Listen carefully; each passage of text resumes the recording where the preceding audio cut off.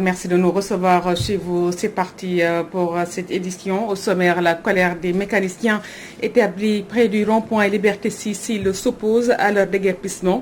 Ces professionnels de l'automobile qui occupent le site depuis 40 ans disent détenir les titres de propriété. Vous les entendrez dans ce 6 heures.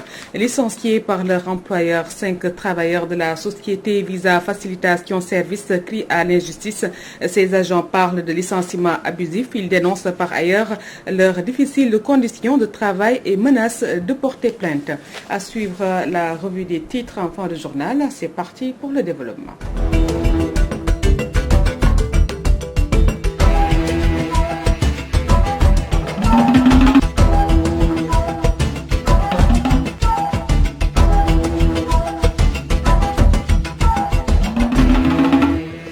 Bonjour et bienvenue à toutes et à tous. Les mécaniciens établis près du rond-point Liberté 6 dans le désarroi, ils sont menacés de déguerpir du site qu'ils occupent depuis 40 ans. Ces professionnels de l'automobile se disent prêts à tout. Ils interpellent les autorités dans ce reportage de Patemeng. Les mécaniciens 6 au garage de Liberté 6 sont menacés d'expulsion. Un promoteur du nom de Djara revendique la paternité du site qu'il occupe depuis plus de 40 ans. Nous, on est là depuis des années. Moi, j'ai appris ici mon métier et que j'ai fait 22 ans ici. J'étais là avec mes patrons. Et ils sont décédés. Je suis resté là dans son garage. Je suis là avec les jeunes. On est resté là un bon jour. Il y a un gars qui est venu, je ne sais pas comment il s'appelle encore, Djara. Et il nous a dit de quitter. Il affirme détenir les titres de propriété du site et ce grâce au défunt Ahmad Dansoro. Ahmad Dansoro, c'est lui qui nous a confié ici. Il avait confié à nos parents. C'est des parents aussi, mais c'est des patrons. Ils sont décédés. Les papiers qu'il les avait donnés, ça y est avec eux. Tu sais, un gars qui est décédé, tu ne peux pas aller fouiller n'importe où pour chercher des papiers. Voilà. C'est lui qui nous avait confié ici. Ces professionnels des voitures ont momentanément cédé les lieux pour assurer la liberté de leurs collègues arrêtés par la DESCOS. Ils ont arrêté les responsables qui étaient là-bas. Ils ont arrêté Kos, ils ont arrêté une de nos mamans qui s'appelle Fat Diouf. Ils ont arrêté aussi un frère qui s'appelle Bachi Kandji. Il y a un autre frère aussi qui s'appelle Sar. Voilà. Nous sommes des jeunes. Nous sommes des Sénégalais. On n'a pas vu de papier clair qui nous montre que le gars qui revendique ce terrain-là, le terrain l'appartient. Ok, c'est ça notre problème. Établis sur le site depuis plusieurs décennies, ces mécaniciens ne comptent pas déguerpir. Ils se disent prêts à tout pour défendre leurs biens et interpellent le chef de l'État. Temeng, appuyé par le FRAPP, les 5 travailleurs licenciés par la société Visa Facilitation Service dénoncent une injustice. Ces agents parlent de licenciement abusif. Ils menacent d'ester en justice. Guy Marussagna et leur porte-parole. Nous l'écoutons au micro de Kokando. VFS, Visa Facilitation Service, voilà comment s'appelle cette entreprise. Mais nous, membres du FRAPP, nous nous posons la question de savoir, est-ce que ce ne serait pas plutôt Vol Facilitation Service? Le 4 janvier 2021, VFS a licencié arbitrairement, injustement, 5 travailleurs. Cette entreprise, qui est une entreprise indienne, vole ses travailleurs. Il est très rare que les travailleurs effectuent 24 jours complets de congé, 24 jours ouvrables de congé. Elle utilise plusieurs prétextes, les uns plus faux que les autres, afin de ne pas payer ou de payer très peu d'heures supplémentaires. S'il n'y a pas de dialogue, s'il n'y a pas d'accord, nous pousserons la lutte à un autre cran. Nous n'hésiterons pas à saisir le BIT. Nous n'hésiterons pas à saisir les instances internationales. Parce que licencier une femme enceinte est un crime. Rien ne va plus entre le maire de la commune de Médina Sabah et certains de ses conseillers. Ces derniers l'accusent de dilapider les terres de la localité. Au nombre de 29, ces conseillers réclament une délégation spéciale. Écoutons Ahmad Touré au micro d'Alassane Ba. Notre problème fondamental, c'est avec le maire, Ousmane Gueye, qui aujourd'hui n'a plus de légitimité. Dans la mesure où un conseil municipal qui compte présentement 52 conseillers, les 29 ont signé la pétition. Ce qui nous a poussé à tenir ce point de presse, c'est par rapport au manquement grave constatés dans la gestion des fonciers par le maire au niveau de la commune de Médina Sabakh. Parmi ces manquements, nous pouvons citer des morcellement de réserves en parcelles à usage d'habitation sans délibération préalable du conseil municipal. C'est le cas des réserves des forages de Médina Sabakh et de Poste Caraïbes.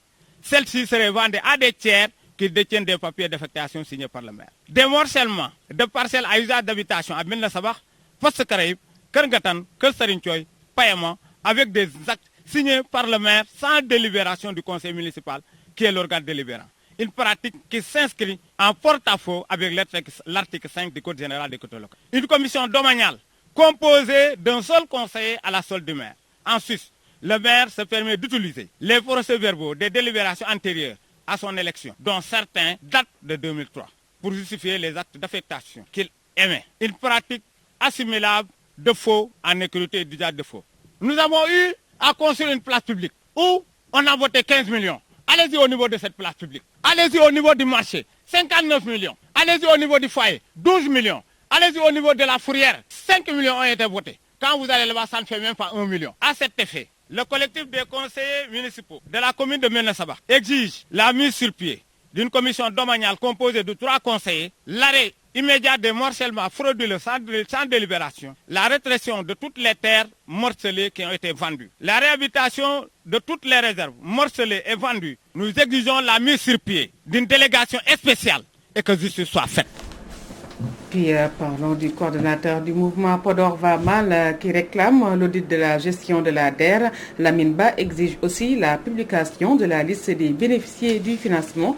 Nous aurons peut-être l'occasion de suivre ça au cours de nos prochains rendez-vous d'information. Et le train express régional inauguré par le président Macky Sall en 2019 et qui sera opérationnel d'ici fin 2021, c'est le nouveau deadline annoncé par Abdou Ndéné Sall sur une radio de la place. Beaucoup de Sénégalais ont perdu l'espoir de le voir sur les rails car le gouvernement non seulement a un problème de date mais ne respecte pas les Sénégalais. Les réactions dans ce reportage d'Adjindé Kounedier. D'ici quelques mois, nous aurons le plaisir de voyager avec le train express régional, a annoncé Abdou Ndéné Sall, directeur général de la Société nationale de la gestion du TER. Des propos qui ont indigné certains Sénégalais. Au Sénégal, les gens peuvent dire ce que bon leur semble, sans rien, parce que quand un ministre se présente à la télé, on lui pose des questions allant dans ce sens, il dit qu'en avril 2020, le TER va rouler. Même s'il commençait à rouler, moi j'ai pas confiance, il faut que ça roule durant 2 mois, que le TER fasse des va-et-vient durant 2 mois, parce que ça peut même rouler 1 an, pas 1 an, je dis 1 semaine, et s'arrêter. Ouais. Pour Bachimbalo, l'État du Sénégal doit respecter sa parole. Le peuple est en train de suivre beaucoup de choses. Le train qu'il a dit, il va ramener ça en Sénégal, il a ramené le train jusqu'au présent, il a fait beaucoup de millions, beaucoup de milliards dedans. On voit rien du tout. Ça nous fait quand même mal au cœur. Il faut qu'il respecte les Sénégalais, il faut qu'il fasse le travail qu'il doit faire pour le peuple. Biran Dieye, lui, soutient que le gouvernement a un problème de date. Depuis 2019, actuellement nous sommes en mois 2, nous sommes en fin mars 2021. 2 ans sont écoulés, le TER n'a pas encore bougé, iota. Donc pour vous dire qu'on est habitué aussi au Sénégal d'entendre des gens qui nous donnent des dates. Oumar Youm avait dit avril 2021, avril 2020. Actuellement nous sommes en... bientôt nous allons amorcer le mois d'avril. Mais jusqu'à l'instant où je vous parle, rien n'a bougé. Ces gens-là ne respectent pas les Sénégalais. Il faut respecter les citoyens. Même les entreprises là ont su que au Sénégal, les problèmes de date et autres, on peut dire ce que bon leur semble sans respecter les délais. S'il y avait des pénalités et autres, ils allaient respecter leur engagement et donner les livraisons des travaux à date ici. Mais malgré ça, comme nous sommes... Le train express régional Dakar-Diamniadio, l'un des projets phares du plan Sénégal émergent de son excellence, M. Macky Sall, est toujours à quai maquillé par la poussière. Nombreux sont les Sénégalais qui n'ont plus espoir de le voir. Le masque contre le Covid-19 rangé aux oubliettes, nombreux sont les Sénégalais qui ne respectent plus cette mesure barrière. Seulement, même si la tendance est baissière, les citoyens rencontrés par notre reporter se disent conscients que les risques de contamination sont toujours réels, n'est-ce pas, Adama Diallo? Malgré que le Covid-19 continue de battre son plein, beaucoup de Sénégalais se désintéressent aux masques. Un constat fait par nos interlocuteurs qui en profitent pour déplorer la communication de l'État. Vous voyez, malgré mon âge, je mets ça, malgré mes difficultés. Parce qu'il faut reconnaître que les mesures barrières, il faut que nous respections. Je comprends un peu l'État qui a été obligé de relâcher un tout petit peu, parce que la pression a été très forte. Moi, je pense que la population doit un peu faire une introspection de soi-même, chacun, quoi, pour pouvoir changer d'attitude. Mais actuellement, on constate que les gens ne portent plus de masque. Et vraiment, c'est déplorable. Selon ce vieillard d'une soixantaine, l'heure n'est pas au relâchement. Non, ce n'est pas le moment, au contraire. Au contraire, mais vous avez suivi. Quand il peut augmenter, même les morts. On va tout laisser, mais nous ne sommes pas l'Occident. L'Occident a les moyens de faire face, mais nous n'en avons pas. Rencontré au rond-point 6, ce jeune homme revient sur l'usage et le port abusif du masque, notamment celui de la couleur noire. Non, c'est pas normal. Comme je l'ai dit, chaque masque doit c'est pas moi, le nombre d'heures, c'est 3 heures ou 4 heures ou 6 heures de temps, je ne sais plus. Mais un masque ne peut pas faire 3 ou 4 jours, c'est pas normal. Quand on porte un masque le matin, le soir on doit changer ça. C'est ce qui est demandé. Dakar étant un carrefour, c'est originaire de Thiès, craint que le Covid a encore de beaux jours. Je peux tout de suite affirmer qu'on atteindra une 6e vague car les mesures barrières ne sont plus respectées à Dakar. Je quitte Thiès tous les jours pour venir à Dakar. Je porte tout le temps le masque, d'ailleurs c'est obligatoire et ce qui est normal.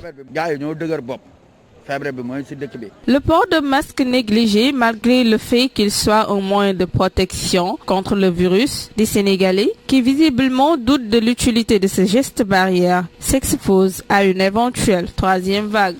Et à une semaine de la fête de Pâques, les chrétiens se préparent activement. Malgré la conjoncture, ils comptent bien célébrer l'événement. Selon eux, les Pâques sont des moments de partage et de joie. Un reportage de Mamoudia Bigassamo. La fête de Pâques s'annonce à grands pas. Étant une fête importante chez les chrétiens, ils s'activent tous pour rendre la fête belle. Nous sommes à Niaritali, chez la famille Ndiaye, qui nous accueille à bras ouverts. Malgré la conjoncture, le couple espère passer de joyeuses fêtes. La fête, on prépare ça petit à petit, comme on fait ça à chaque fois quand la fête arrive.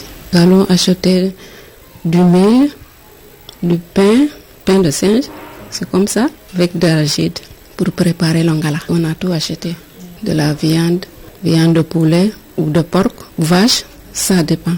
Il y en a la conjoncture au niveau de la famille. On prépare ça petit à petit comme on faisait. Oui, l'ongala, on va préparer, partager ça dans la maison avec les autres voisinages, en dehors de la maison. Bon, on prépare la fête comme on l'a préparée. C'est la résurrection du Jésus. Le jour de la fête, on va à l'église pour prier. Après la messe, on revient à la maison. On a des amis qui vont venir, les musulmans ni catholiques. Thérèse Diouf va certainement prendre en charge les dépenses liées à cette célébration à cause de la maladie de son époux. Ah, comme la jeune dit, c'est dur. C'est dur. Dur. Ah ouais, il faut que je te dise ça fort. Tu sais que nous qui est malade, on ne peut pas nous aider. Je suis malade, ça fait combien d'années? J'ai la WC. Pour moi, si on me donne, je lui donne.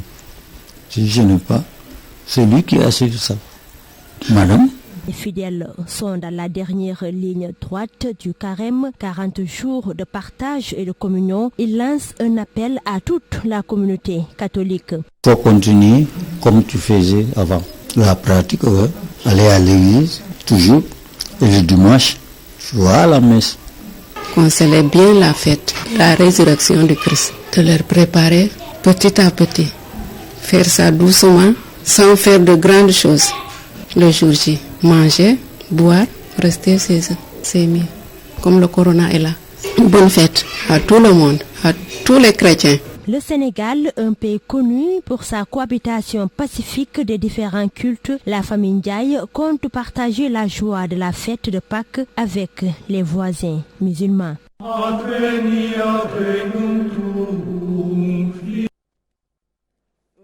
Aujourd'hui, 31 mars, est célébrée la journée mondiale de la sauvegarde des données informatiques lancée depuis 2007. L'initiative de cette journée est de renforcer davantage la sécurité sur Internet, surtout les réseaux sociaux. Et donc, on en parle toujours, mais aussi de se prémunir contre les aléas du quotidien. Et voilà, cet effet, le président de l'association des utilisateurs des TIC est largement revenu sur les solutions à adopter pour renforcer davantage la sécurité des données. Il s'appelle Ndiaga Gueye, il est au micro de Toussaint Maurice Senghor. Disons qu'il faut véritablement entreprendre une politique rigoureuse d'installation de data centers au Sénégal, ce qui n'est pas encore le cas. Et il faut dire que c'est des investissements extrêmement lourds auxquels l'État fait face difficilement, à plus forte raison les petits entrepreneurs sénégalais. Donc ce sont les multinationales qui ont installé au Sénégal des data centers. Donc c'est des investissements hors de portée de l'entrepreneur sénégalais. Donc il faudrait voir dans le cadre de partenariat public-privé comment on peut accompagner l'État à avoir des data centers pour la conservation des données des Sénégalais au Sénégal. Il faut véritablement avoir une politique résolue de protéger les données des Sénégalais, des Africains, pour faire les investissements nécessaires pour construire des data centers. Il faut nécessairement des data centers en Afrique. Aujourd'hui, on ne peut pas parler de souveraineté numérique au Sénégal parce qu'on n'a pas les capacités pour conserver nos données. Vous savez, la souveraineté numérique, l'hébergement des données dans votre propre pays est un concept qui est né en Europe, la souveraineté numérique. Pour dire que maintenant, les données des Européens doivent être hébergées et conservées en Europe. L'Afrique ne peut pas aller vers cette direction parce que l'Afrique, le Sénégal n'a pas de data center. Donc nous, on peut parler difficilement de souveraineté numérique. Aussi, il est temps que nos gouvernements prennent conscience du fait que l'avenir, c'est la conservation et la sauvegarde des données numériques. Parce que ces données pourront être utilisées demain dans des applications pour manipuler les populations africaines. Voilà, nous sommes au dernier virage de ce journal consacré à la lecture d'une des journaux parus ce mercredi. Et c'est parti avec Walf Quotidien à sa une. Péage, commande publique, démarrage du TER, mairie de Saint-Louis. Mansour sans interdit. Avant le 31 décembre 2021, le TER sera en circulation, cite le ministre. Il renchérit que les prix du péage sont figés pour 5 ans. Et l'idée de soumettre les charrettes au contrôle technique n'est pas de son ministère. Et pour la mairie de Saint-Louis, il ne lui appartient pas